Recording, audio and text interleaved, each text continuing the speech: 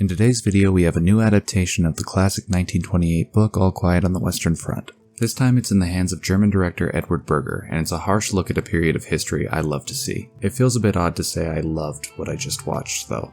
Let me explain.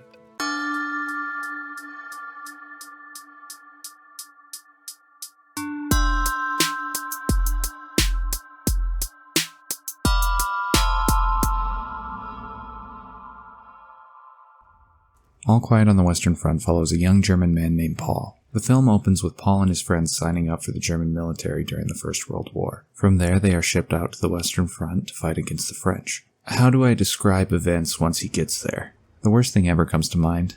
Or maybe nightmares manifested into reality. This movie does not hesitate to show you war in its harshest form. Not only when it comes to watching so much life being thrown away for so little, but also the bureaucracy behind warfare. You will see all these high cost of life decisions made by some high-ranking fat cat miles away from the war, yet they don't have to throw their humanity away to accomplish the goals that they set, and watching this is sometimes as heartbreaking as watching the battle unfold at the front.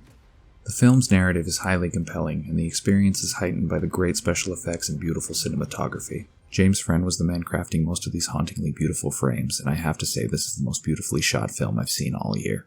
I would love to comment more thoroughly on the acting, but I watched the original German version with English subtitles, so I can't say much about the actor's delivery due to the fact I don't speak the language. You see that?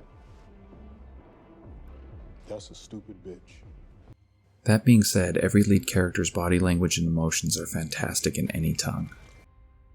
Safe to say I loved this film, and I did in a lot of ways, but I have a few gripes. Even though I loved the message presented here, it was a little heavy-handed by the end in my opinion. This may be because the film is almost 2.5 hours of war at its darkest, but I still felt like it was worth mentioning because I couldn't escape the feeling during the last 30 minutes.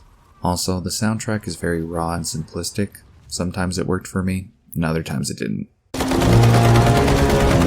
Besides those two things, I basically enjoyed the entirety of All Quiet on the Western Front. My review is a bit late, but I recommend watching this if you haven't already. It's one of my favorite films of 2022. Just be prepared, you're headed to the front, and it's not pretty.